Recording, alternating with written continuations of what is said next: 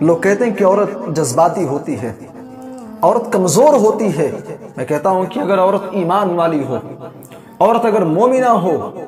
تو be be Hajra جیسا کردار ادا کر سکتی ہے۔ اللہ کے باغی، اللہ کے دشمن فرعون کے محل میں رہ کر کے اللہ کا گن گانے والی آسیہ کا روپ اختیار کر سکتی ہے۔ اسلام کی خاطر، دین کی خاطر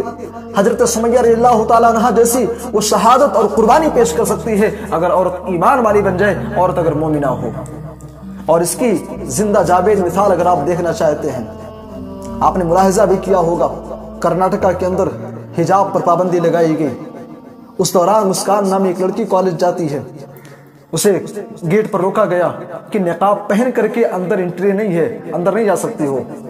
اس نے بائک کو پارک کیا اور برقع پہنے ہوئے وہ جیسے ہی کالج کے اندر بڑھتی ہے، لوگوں کی بہت بڑی جماعت ہے، اسے ڈرانے کے لیے، اسے دھمکانے کے لیے اس کے پیچھے پڑ گئی، لیکن مسکان نے اپنا بڑھایا ہوا قدم پیچھے نہیں ہٹایا، آگے بڑھتی گئی اور ساتھ ہی ساتھ نعرہ تکبیر اللہ اکبر اللہ اکبر اللہ اکبر کا نعرہ بھی بلند کیا اور پوری دنیا کو یہ میسج دیا، پوری دنیا کو پیغام دیا کہ دنیا والوں سن لو، مسلمان قوم کی خاتون ہزاروں پر اگر بھاری ہو سکتی ہے تو ذرا سوچو مسلمان قوم کا مرد اس کی کیا حالت ہوگی، اس کی جرات، اس کی ہمت کا کیا عالم ہوگا۔ میرے بھائی اور دوستو، مسکان نے اپنے ایمانی جذبے کے ذریعے سے پوری دنیا کو میسج دیا کہ مسلمان ایک سویا ہوا شیر ہے، شیر کو بیدار کرنے کی کوشش مت کرو، شیر کو چھیڑنے کی کوشش مت کرو، اگر یہ بیدار ہو گیا تو پھر سے بدر جیسی تاریخ پھر سے دہرائے گا،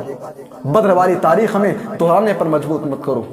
میرے بھائی اور دوستو، اور مسکان تیرے ایمانی جذبے کو، تیری جرأت کو، تیری ہمت کو لاکھوں سلام، کروڑوں سلام، تو نے اس شعر کی سچی ترجمانی پیش کر دی کہ باطل سے ڈرنے والے اے آسمان نہیں ہم 100 بار کر چکا ہے تو امتحان ہمارا، اور آسان نہیں مٹانا نام و نشاں ہمارا، آسان نہیں مٹانا نام